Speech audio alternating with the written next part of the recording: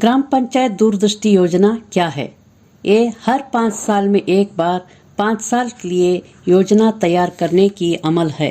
Panchayat act article मजमून 309 B के मुताबिक हर 5 साल चुनाव के बाद पहले 3 महीने के अंदर दूरदृष्टि योजना तैयार करना कानूनी तौर पर जरूरी है। योजना तैयार करने का अमल ग्राम योजना समिति और ग्राम पंचायत योजना समिति से लेकर पंचतंत्र 2 तक 10 स्टेप्स में 10 पहलियों में योजना तैयार करने में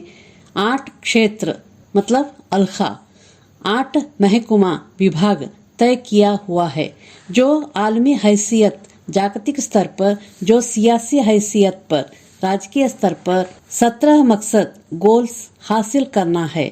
हर शोबे सेक्टर में जानकारी मजमुआ करने के लिए योजना करते समय मकसद तय करने के लिए अलग अलग इशारे इंडिकेटर्स करते हैं, जो सेकेंडरी इंफॉर्मेशन डाटा तैयार करने के लिए आसान होता है। इन 8 अलखा क्षेत्र में अलग अलग अलखा के जानकारी का मजमुआ करते समय पंचायत मजमून आर्टिकल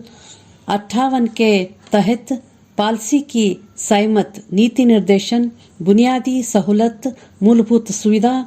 29 महकुमा डिपार्टमेंट के मुतालिक जानकारी मजमुआ हो सकती है। इस योजना को तैयार करते समय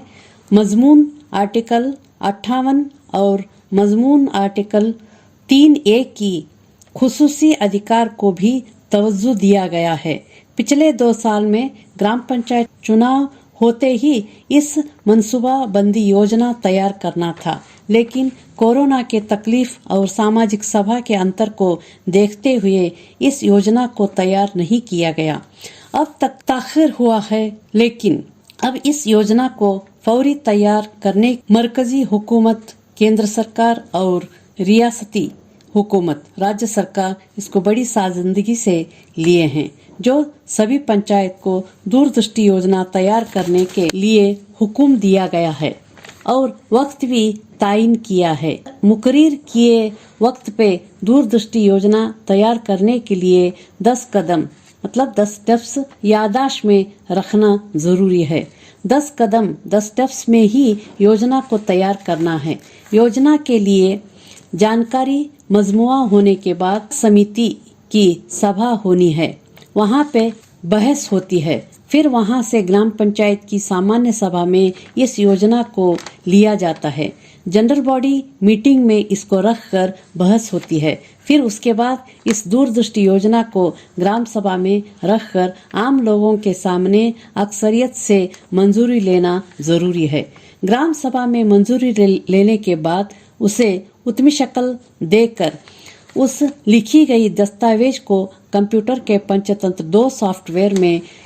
चर्चहान किया जाता है, यानी गूगल अकाउंट में उसे मजमुआ किया जाता है, क्योंकि पंचतंत्र 2 पर चर्चहान करने से ये जानकारी महफूज रहती है